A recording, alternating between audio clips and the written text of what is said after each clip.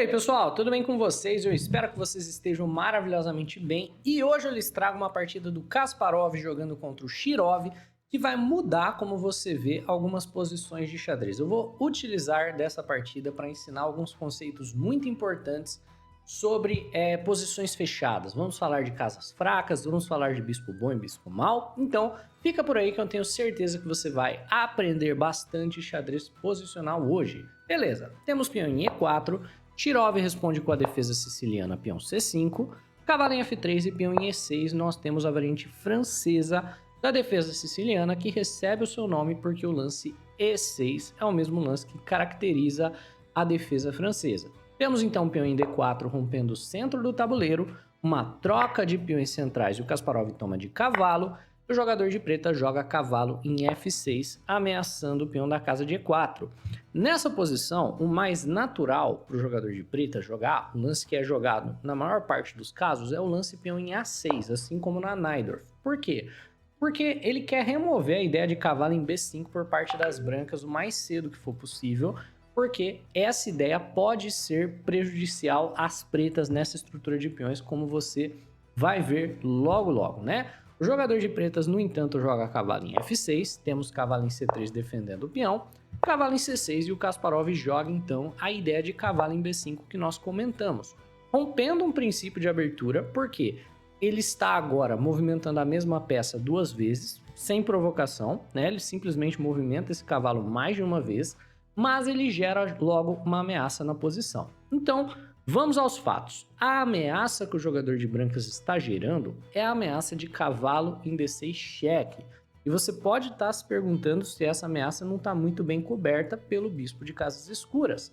No entanto, o problema de cavalo em D6 cheque é que esse bispo de casas escuras é uma peça muito importante.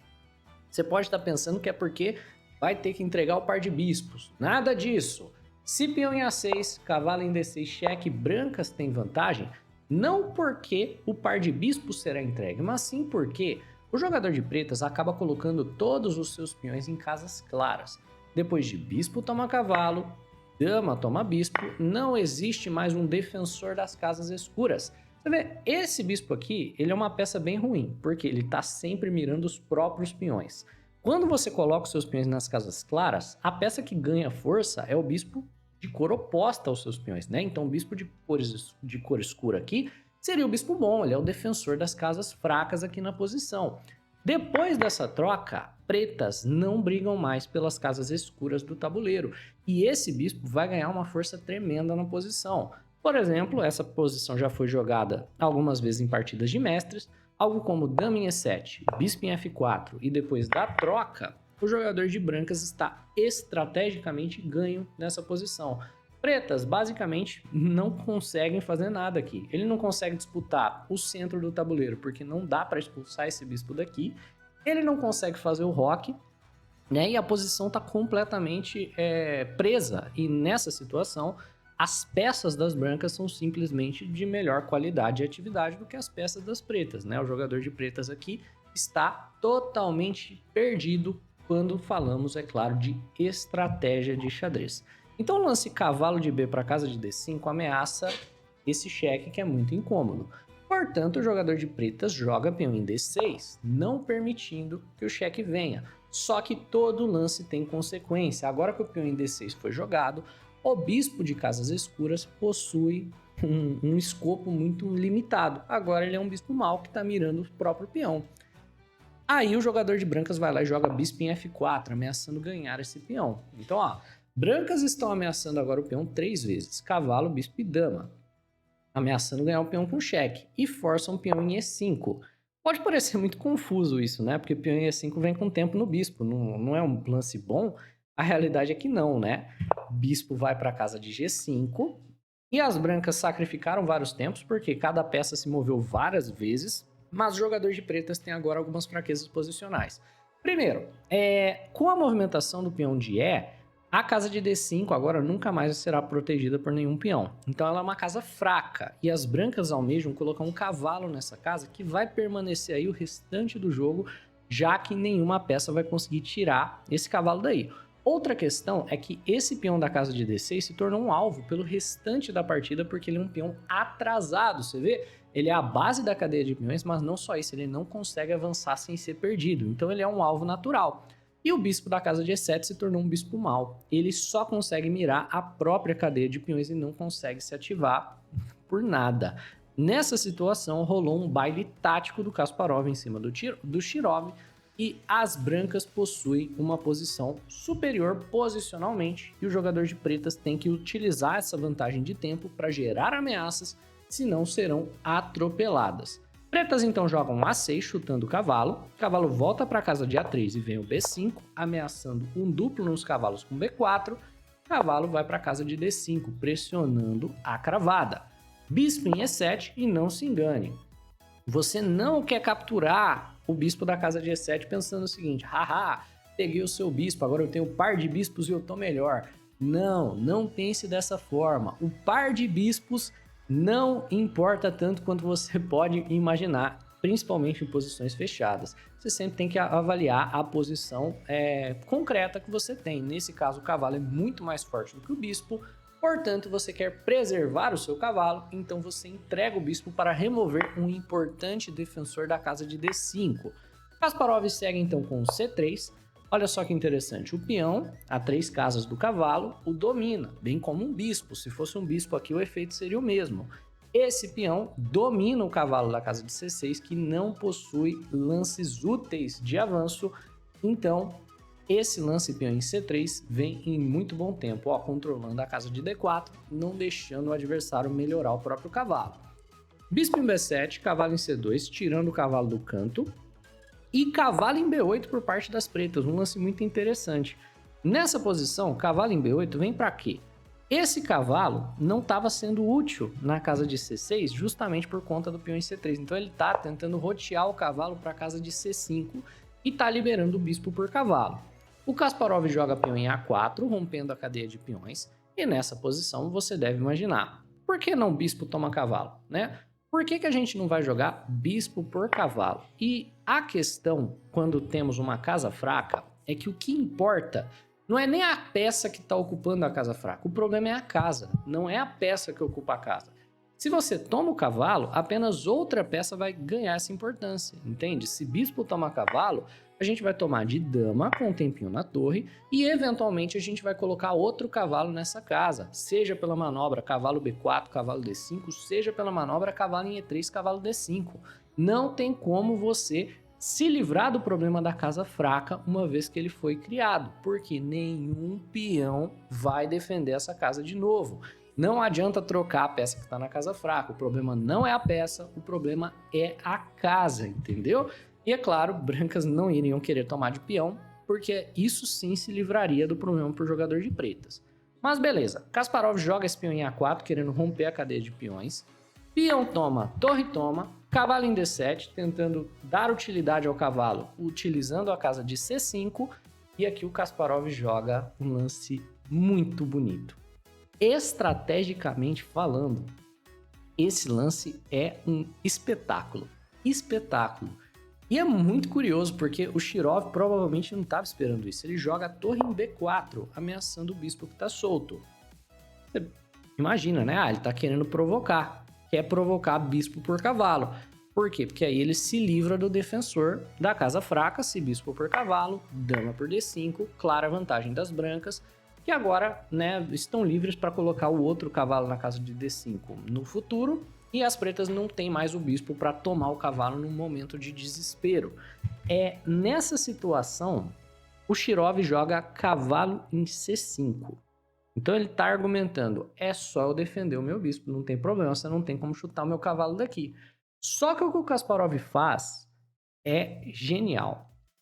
E é um lance que também mostra o quanto os engines eram fracos até poucos anos atrás. Porque olha só, a avaliação dessa posição é igual, certo? Pelo menos no engine aqui do Lichess. O engine base do Lichess ele dá uma avaliação igual. O Kasparov joga um lance torre por bispo em B7, tirando por completo a possibilidade do jogador de pretas jamais brigar pela casa de D5. É um sacrifício de qualidade para assegurar que pretas nunca vão conseguir se livrar desse cavalo da casa de D5. E no futuro distante, se conseguirem trocar cavalo por cavalo, outro cavalo tomará o seu lugar e vai faltar peça para o jogador de pretas para tirar o cavalo daqui, porque um bispo de casas escuras nunca pode brigar por essa casa clara, né? Então, basicamente, ele está dizendo que, pelos peões estarem em casas escuras e por esse bispo ser uma peça tão ruim em contrapartida com esse, eu me livrar do seu bispo bom vale a qualidade. O que o engine fala? Que a posição está igual, pelo menos esse engine. Um supercomputador avaliando essa posição já dá uma vitória para o jogador de brancas. Essa mesma posição, se avaliada por um supercomputador, vai dar uma vantagem significativa para o jogador de brancas logo no 17º lance. Por quê? Depois de cavalo por B7, outro problema é que as pretas também vão ficar com esse cavalo meio fianquetado aqui numa casa bem ruim, e o Kasparov joga peão em B4 para não deixar o cavalo voltar. Então, ó, peão a 3 casas do cavalo, o domina completamente. O cavalo não consegue voltar, né, para a casa de C5. E agora não tem mais o que as brancas, o que as pretas fazerem. Esse cavalo vai ficar aqui dominando o bispo o restante do jogo. Pretas não tem mais como se livrar do peão atrasado, não tem mais como se livrar do cavalo no centro e, por consequência, não tem também como controlar o centro do tabuleiro. O restante da partida é apenas uma questão de conversão. Bispo em G5, tirando a casa de E3 do cavalo. Cavalo em A3, né? O cavalo quer jogar aqui por C4 e B6. Roque, cavalo C4, A5, visando tirar o peão da casa de B4. E a ideia seria, se você captura, por exemplo, esse cavalo, de repente tem por onde jogar, então Kasparov simplesmente desenvolve o bispo. Nós temos A por B4, C por B4, mantém um peão nessa casa. Pretas, então, resolvem jogar dama na casa de B8. Sinceramente, eu não entendo tão bem o que esse lance quer fazer, né? Se você entendeu dama em B8, comenta aí embaixo por que o Shirov jogou dama em B8. Para mim é um lance muito confuso. Mas as brancas jogam um lance também muito bom, peão em H4, querendo definir o bispo do adversário. Nessa posição, basicamente, essa diagonal é a diagonal perfeita para o bispo de casas escuras, porque ele está cortando a casa de E3, impedindo que algum cavalo vá para E3 e depois para a casa de F5, né? Porque se tiver um cavalo em F5 e um em D5, aí basicamente é caixão e vela preta para o jogador de pretas, né? Então, se o bispo quiser permanecer nessa diagonal, onde ele ajuda mais a posição das pretas, do que, por exemplo, voltar para a casa de D8 ou ficar em F6, né? Onde o cavalo vai poder capturá-lo e, por consequência, expor o rei das negras, ele vai ter que abrir mão do controle dessas casas. Então, bispo em H6, e agora o bispo não fica mais de olho, por exemplo, em cavalo em E7 cheque. Essa é uma tática que o jogador de pretas vai para sempre ter que ficar de olho, porque no futuro pode ser relevante. Cavalo de B para a casa de C6, ameaçando a torre e ameaçando também um duplo na casa de D7. E imediatamente essa dominação de cavalos que nós temos aqui no centro do tabuleiro, nas casas claras, que acontece por parte do Kasparov, força ele a recuperar o material, força as pretas a entregar o material de volta. Então, em pouquíssimos lances, no lance de número 17, a gente entrega a qualidade, 4, 5, 6 lances depois, o jogador de branca, se quiser a qualidade de volta, já pode recuperá-la. Torre na casa de A2 e o Kasparov não tá nem aí para cavalo em D7 dando duplo. Ele prefere os cavalos, por exemplo, centralizados a essa torre da casa de F8. Ele poderia muito bem jogar cavalo em D7, mas ele prefere não jogar. Ao invés disso, ele vai lá e faz o roque. Nessa posição também, acho que o problema de cavalo em D7 que o Kasparov não gostou é a possibilidade do adversário tirar o roque dele com bispo cheque. Então, por exemplo, bispo cheque, rei na casa de F1, né? É melhor só fazer o roque e manter os cavalos fortes. E aí, o jogador de pretas joga agora torre na casa de D2 com tempinho na dama, aproveitando o posicionamento do bispo para gerar algumas ameaças por aqui. Dama em F3, beleza, a dama sai segurando o bispo. Dama em A7 agora saindo da ameaça do cavalo em D7, que seria um duplo. Temos cavalo em D7 por parte do Kasparov da mesma maneira, e nessa posição o Shirov joga cavalo em D8. Ele prefere entregar de volta o material. Entrega de volta a qualidade, de maneira um pouco questionável, né? Porque o rei dele acaba ficando meio exposto. Provavelmente era melhor tentar manter o material e tentar uma vitória pela coluna aberta. Torre em A8, por exemplo. É o que o engine recomenda. Mas é compreensível ele tentar se livrar de um desses cavalos aí que estava dando tanto trabalho.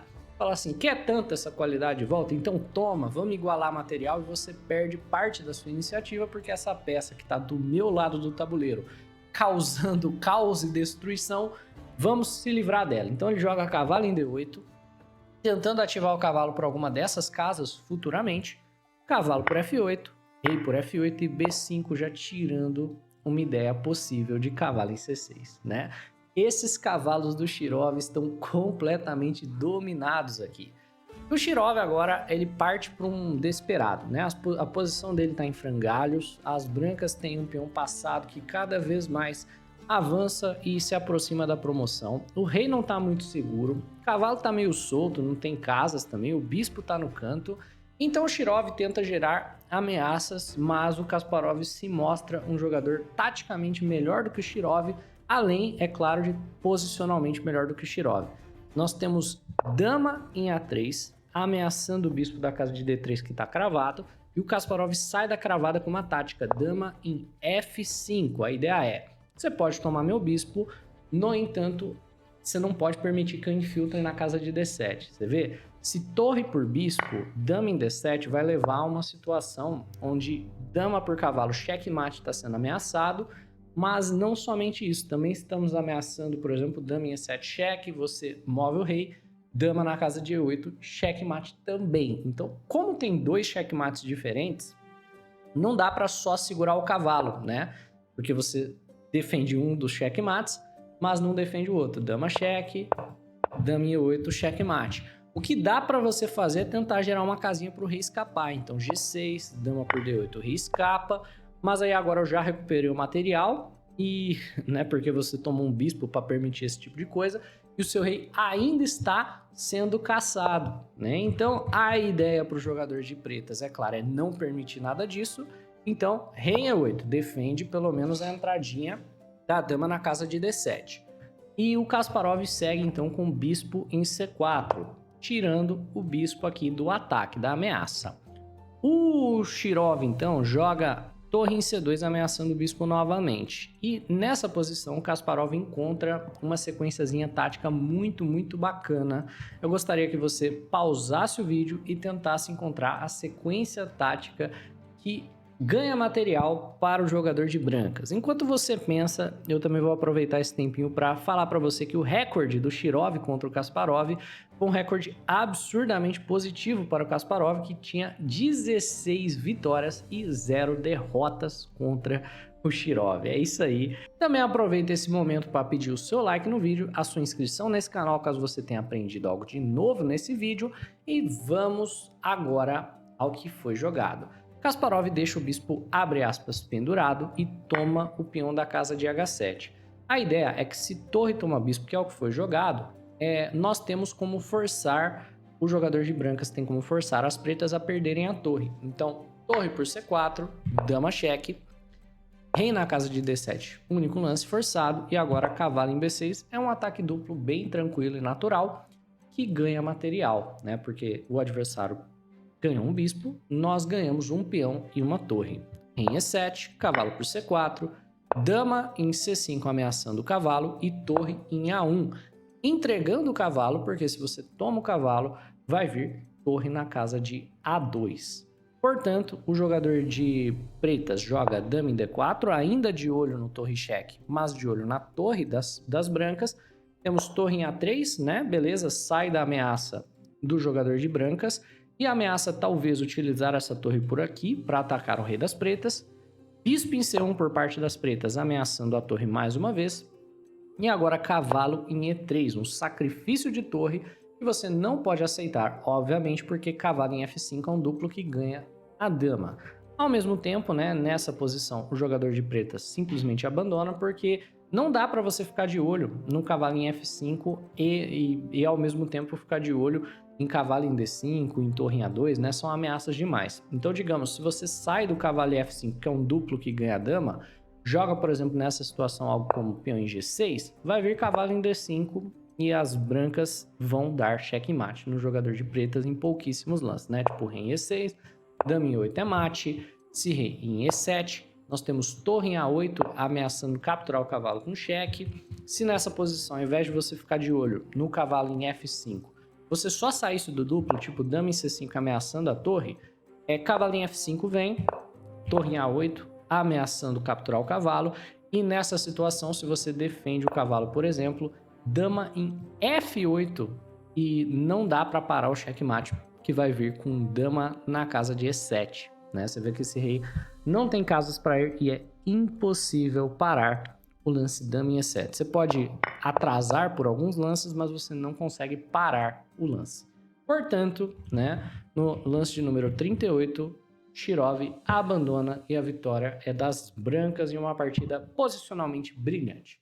É isso, pessoal. Espero que vocês tenham curtido. Se aprendeu algo de novo, deixa o like no vídeo, se inscreve no canal. Um abraço e até a próxima!